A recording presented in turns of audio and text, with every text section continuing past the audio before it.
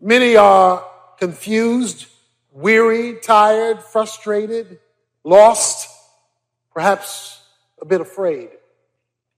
And so, in contemplating the concept of hope and believing that God is doing something even when nothing is happening, I was taken to three of the great verses of the Bible, verses that I have referred to on numerous occasions, but have never preached on. In a little book that if your pages get stuck, you'll never find it. In fact, some have been looking for it since the beginning of service. Habakkuk is a prophet who's confused. He's got some questions. The second verse of the first chapter, he says, "How long, O Lord? Will I call for help and you not hear me?" Anybody ever felt like that? God, you taking too long. Now, you know if the preacher feels, he's a prophet, if the preacher feels God is taking too long, what the congregation must think. He probably didn't say this on a Sunday morning when everybody could hear, because his job is to tell folk it's going to be all right. But in his own solemn assembly, he said, "How long?" So one problem that he's facing is God is taking too long to come through. Anybody ever feel? God, I believe you stuff, but you're slow. Even the prophets struggled with the slowness of God. God was not only moving too slow, but his movements were very confusing. He couldn't make sense of it. In fact, God, responding to his statement, says in chapter 1, verse 5, "Look among the nations, observe, and be astonished, wonder, because I am doing something in your days. You would not believe it if it were told to you." So you're taking too long and I can't figure you out. Now that's a double problem. One problem is God appearing to move too slow, and another problem is an inability to understand what he is doing because it seems so contradictory. In this particular prophecy, he was going to raise up an evil people called the Babylonians to discipline his people, which causes Habakkuk to say in verse 13, "Your eyes are too pure to approve of evil, and you cannot look on wickedness with favor. So why do you look in favor on those who deal treacherously? Why are you silent when the wicked swallow up those more righteous than they are?" In other words, it's not fair. I know I'm bad, but they worse. You're pure, but you using them more than you using me. It's not fair. So you're taking too long. I can't figure out what you're doing, and a little bit I do know is not fair. So you're not the only one who thinks these thoughts about God.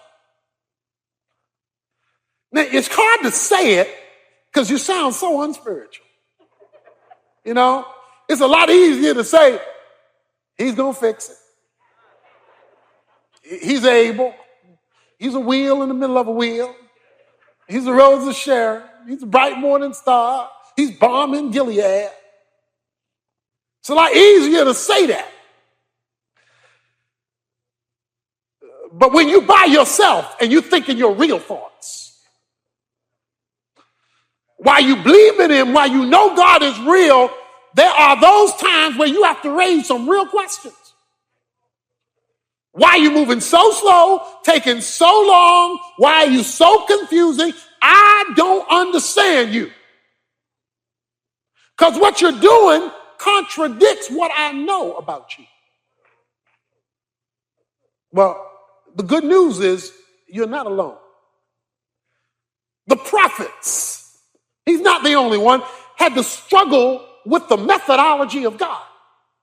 In fact, he says in the second verse of chapter 3, the last chapter of this book, Lord, I have heard the report about thee and I fear. So now let's watch this thing. You're taking too long. I'm confused.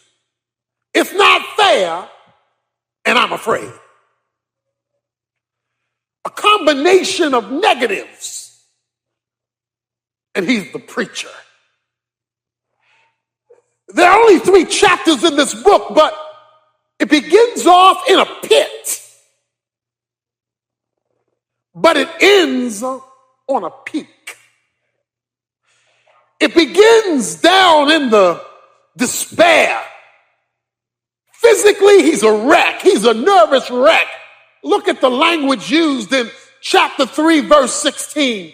I heard, and my inward parts trembled. At the sound, my lips quivered. Decay entered my bones, and in my place, I trembled. That's a nervous wreck.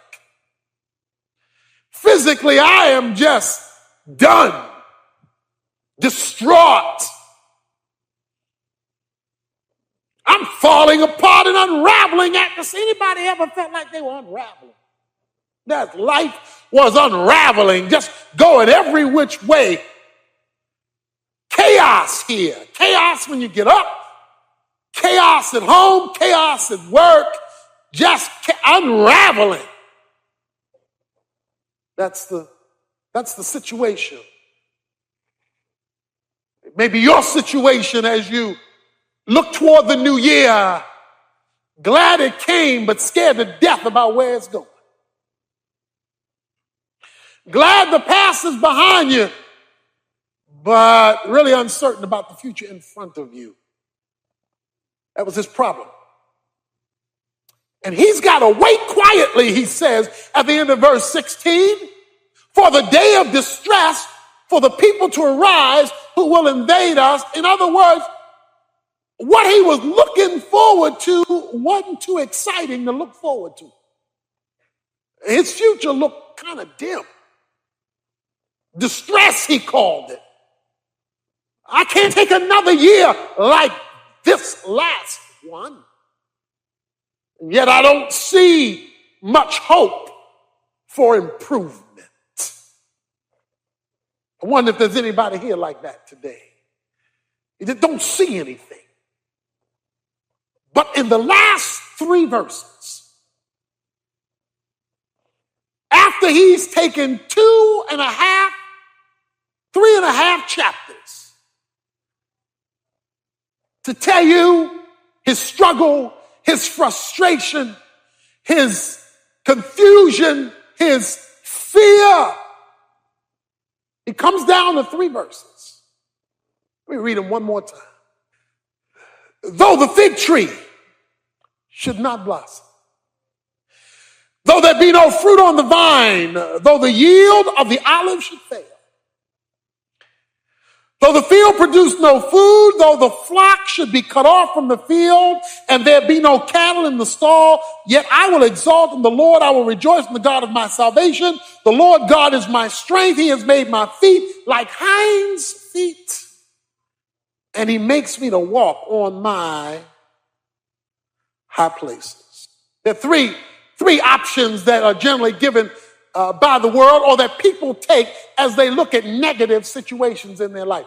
One way is to resign yourself. That's the way it is. It was that way, it is that way, gonna be that way. So you just resign to the fact that you just destined to be miserable. You destined to be a loser. You destined to not have a change come. That's life. So you kind of just resign yourself to it. You kind of just say that that's the way it is. That's the way it's going to be. And so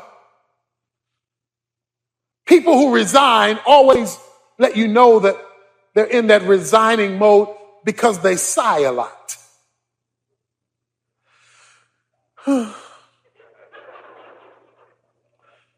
How you doing?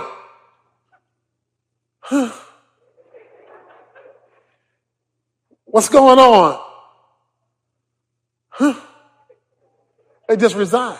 That's the way it is. There's a second way that people deal with life when it doesn't seem to offer a future, and that is detachment. In other words, they distract themselves so they don't have to think about it.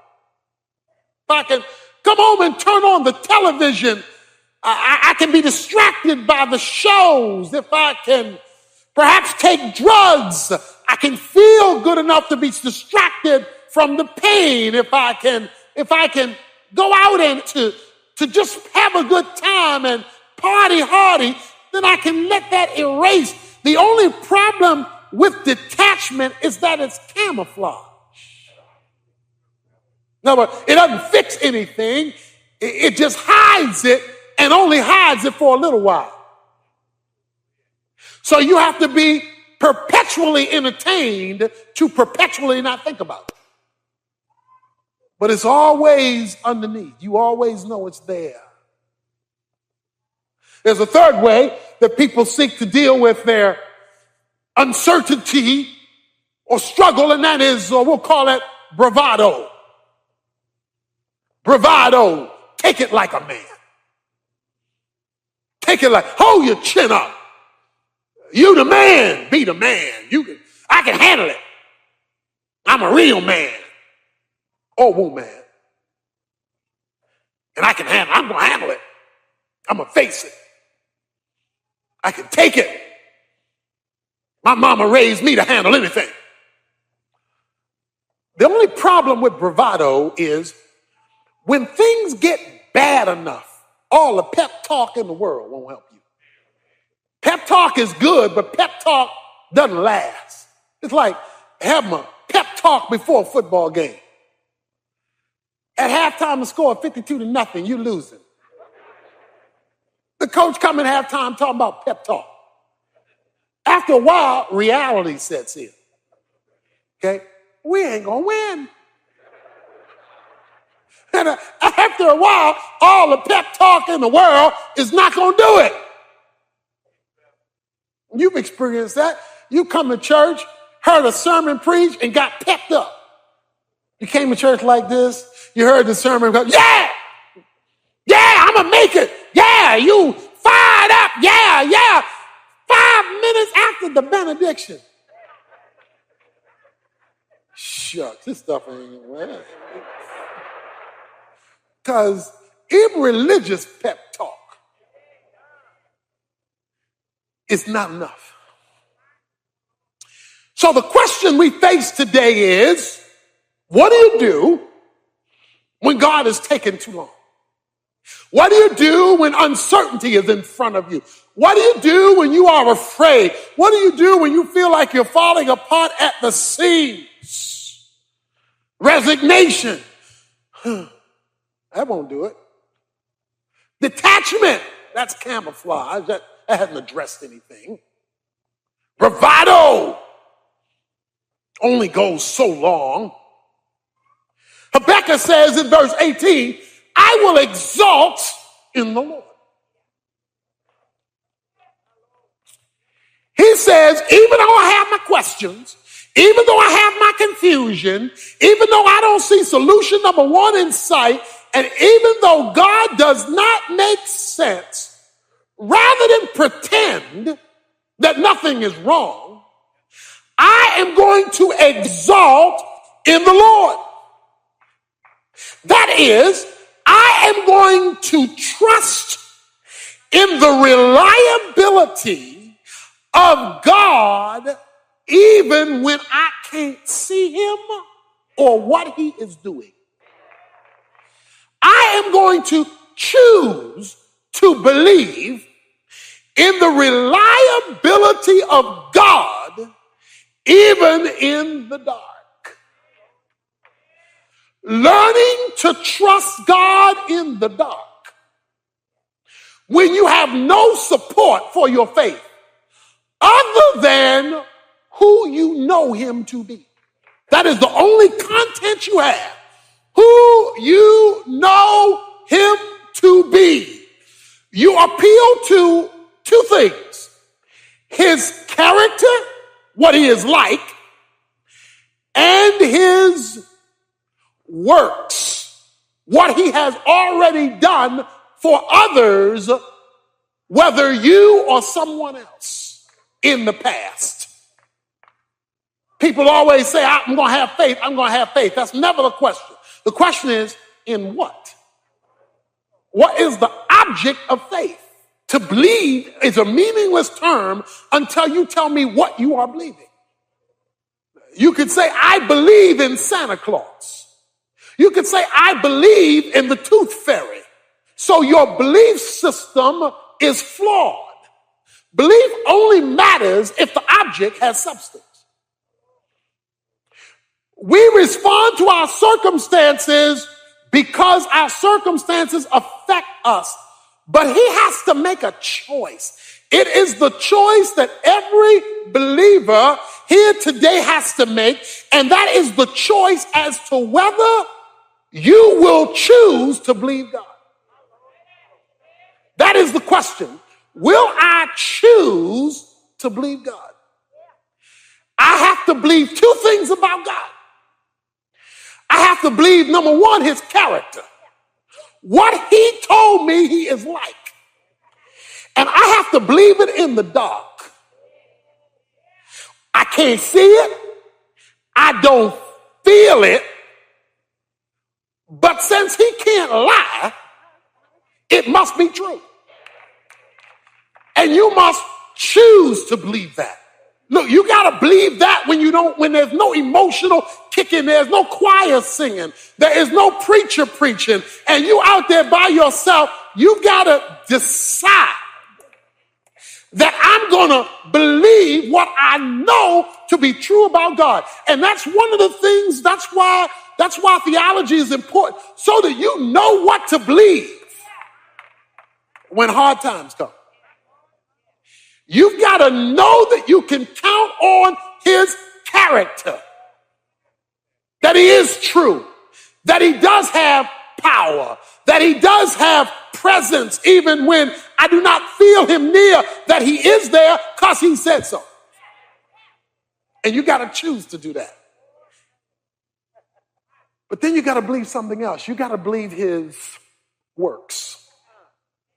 That's another reason why you need to know the Bible, because you've got to know what he did yesterday. You see, you got to know what he did yesterday. Habakkuk spends verses 3 through verse 15 rehearsing what God did yesterday of chapter 3. He alludes to the Red Sea. He alludes to David killing Goliath. He alludes to all of these historical things. Why do you need to know what God did yesterday? Why is it important for you to know what he did in the past, in the Bible, in the life of your mama, in your friend's life? Why do you need testimonies of what he did yesterday? Why do you need to remember it? Because of this. He is the same yesterday, today, and forever. The reason why you've got to know what he did is because what he did, he can still do. Because he does not change. We call it the immutability of God. He does not change. His methods vary, but his abilities don't. And therefore, when you remember what he did, then you know what he can do. And let me talk about that. Because when you look back at the way God did things, he never had one way. There wasn't a cookie cutter method of addressing people's needs or problems or circumstances. And when you look closely, sometimes he let people get to the last minute before he came through. Sometimes it wasn't all in advance. If you needed something December 31st, sometime he waited till December 31st. He didn't show up in advance. He came just in the nick of time. You have to choose to trust God in the dark.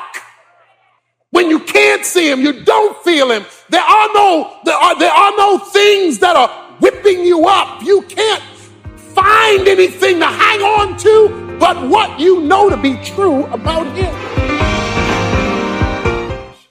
Habakkuk is a prophet who's confused. The second verse of the first chapter, he says, "How long, O Lord, will I call for help and you not hear me?" Anybody ever felt like that?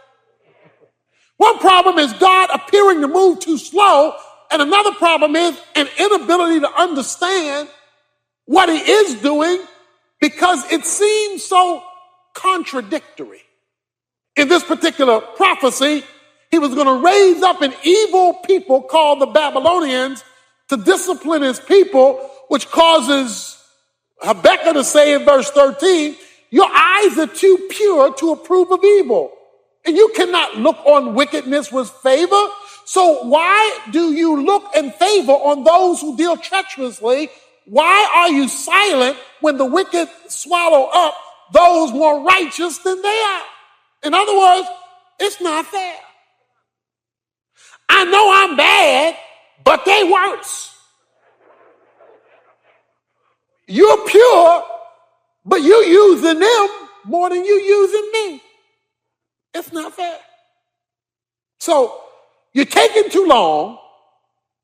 I can't figure out what you're doing, and the little bit I do know is not fair. So you're not the only one who thinks these thoughts about God. There are only 3 chapters in this book, but it begins off in a pit, but it ends on a peak. It begins down in the despair. Physically, he's a wreck. He's a nervous wreck. Look at the language used in chapter 3, verse 16. "I heard, and my inward parts trembled. At the sound, my lips quivered. Decay entered my bones, and in my place, I trembled." Physically, I am just done, distraught. I'm falling apart and unraveling at this. Anybody ever felt like they were unraveling? That life was unraveling, just going every which way. Chaos here. Chaos when you get up. Chaos at home. Chaos at work. Just unraveling. That's the situation. But he has to make a choice. It is the choice that every believer here today has to make, and that is the choice as to whether you will choose to believe God. That he is true, that he does have power, that he does have presence even when I do not feel him near, that he is there because he said so. And you got to choose to do that. Look at chapter 2, verse 20. "But the Lord is in his holy temple. Let all the earth be silent before him." That means shut up. Be silent, that means be quiet. All right? The Lord is in his holy temple. Let all the earth be quiet. Now, to understand it, you got the verses before it talks about dumb idols that people look to for solutions. They can't speak. They can't talk. You have to set them up, break them down, and they are dumb. But the Lord is in his holy temple. Let all the earth, that's you and me, we on the earth, let all the earth be silent before him. Now, why do you need to know that? When you can't figure it out, don't get a headache over it. When you can't solve it, don't stay up all night trying to figure it out. God knows how to tell you what he wants you to know. And if he's not informed you of anything more than he has informed you of, you go to sleep and stop fussing, cussing, and complaining, and be silent before the Lord. In other words, let him do what he's going to do. Leave God alone. He is not a dumb idol. He is not a lifeless being. The Lord is in his holy temple. Let the earth be silent. What do you do in a temple? You worship. Look, in your confusion, you worship. In your lack of clarity, you worship. In your emptiness, you worship. In your despair, you worship. You simply say, Lord, all I can do is adore you in your temple because I have no explanation for anything that's going on right now. None. The Lord is in his holy temple. Let all the earth be silent before him. And so he calls for an act of faith. Matthew 6 says, be anxious for nothing. Because just as you can trust God for yesterday, in fact, you didn't even think you were going to make it till now, the way things look. You just say, if I got to go through another year like this, I'm not going to make it. Guess what? You made it. You here. Your problem may not be solved, but you here. I will exalt in the God of my salvation. Remember when you first started flying and it was turbulence? And how nervous that makes you? You know, plane go boom, boom, boom, jumping up and down. And you get a little uncomfortable with turbulence, you know? You know, especially if it's real bad in a storm and you don't know what's going on. See, the problem with a plane is you're not in control. That's the problem. I can handle a bumpy road. I'm behind the wheel. You bump all day. As long as my foot is on the accelerator and my foot is on the brake, we can make it. But I can't see what's going on out there. I don't know what them boys doing up front. You remember how you long for the pilot to say something? Tell the truth, shame the devil. I know. You wanted the pilot. You ain't care who you were sitting next to. Them talking about, oh, bumpy flight. You don't know what you're talking about. I want the pilot. And when the pilot said, we are entering into rough air, you could, even though it was rough air, you could take a deep breath. Because he ain't come on and say, we crashing. He said, it's rough air. You heard the voice from up front, a voice you could not see.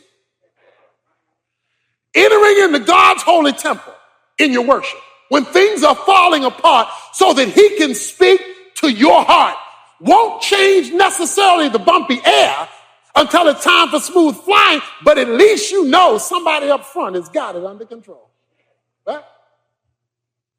And so he says, I will exalt in the Lord. The Lord is in his holy temple. Let all the earth be silent, but before him. You're before him. You can't figure it out? Don't.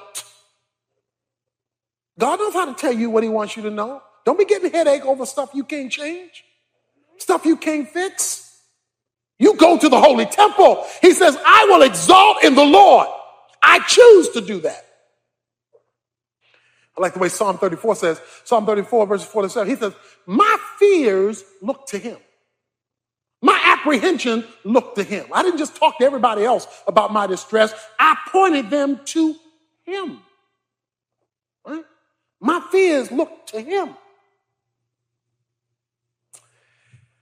And then it's preceded by the statement, fig tree should not blossom, no fruit on the vine, olive should fail, fields produce no food, flock should be cut off. But the key word is the word though. Somebody say though. Though. Let me give you a more contemporary word for though. Suppose. Even though this happens, suppose. How many folks spend a lot of time with suppose? Suppose this is cancer. Suppose we don't have the rent money. Suppose this job doesn't come through. What are we going to do? That's suppose. We look at all the options.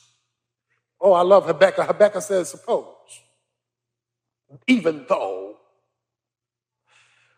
But instead of dismissing suppose, he invites suppose into his house. He says, suppose, come on in, let's talk. And he creates the worst possible situation. Because the situation that he extracts from is a hopelessness. He says, let me come up with his worst case scenario. Worst case scenario. And let me put it in contemporary English. Suppose there is no money in the bank. Suppose both cars break down and I have to walk or catch a bus. Suppose I get a pink slip during this downturn in the economy.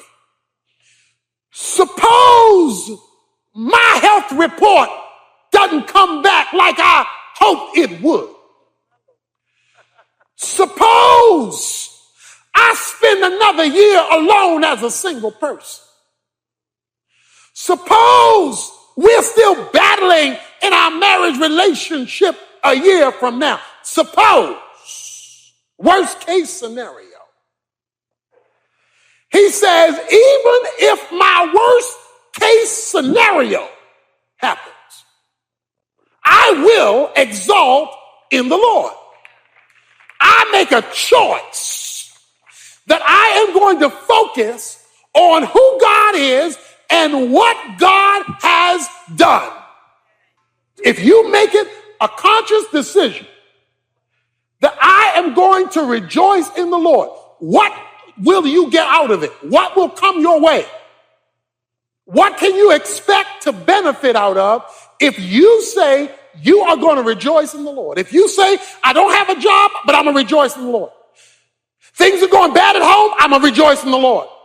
I'm still single another year, I'm going to rejoice in the Lord. I lost my job, I'm going to rejoice in the Lord. I choose to rejoice in the Lord. What is going to happen? Two things. You will now be controlled by joy and not happiness. Everybody want to be happy. There's nothing wrong with being happy. Don't get me wrong. I like happy. Happy is better than sad. Any day. It's just that life is full of both. What is the difference between joy and happiness? Happiness is feeling good because my circumstances are good. There's money in the bank, my cars are working, my health is good, I got the promotion, so I'm happy. The problem with happy is when stuff goes south, you go south with it. So that's why happiness is a roller coaster. It's up and down. But he says, I will find joy in the God of my salvation. Now, what's joy? Joy is inner stability and tranquility, regardless of external circumstances. In other words, joy is not dependent upon what's happening out there, only what's happening in here. And you can make it a long way with joy. You can go long distances with joy. As long as nobody takes your joy, you can handle bad economic times, bad health times, bad relational times, because you got your joy. When folks start messing with your joy, they've gone too deep into your life. He says, and joy comes from the Lord. That's why Paul says in Philippians, rejoice in the Lord always. And again, I say rejoice. When I see a miserable single and I see a happy single, the difference between the two is one has joy and one doesn't. They both have the same circumstance, but one has learned by choice to exalt in the Lord, the God of their salvation.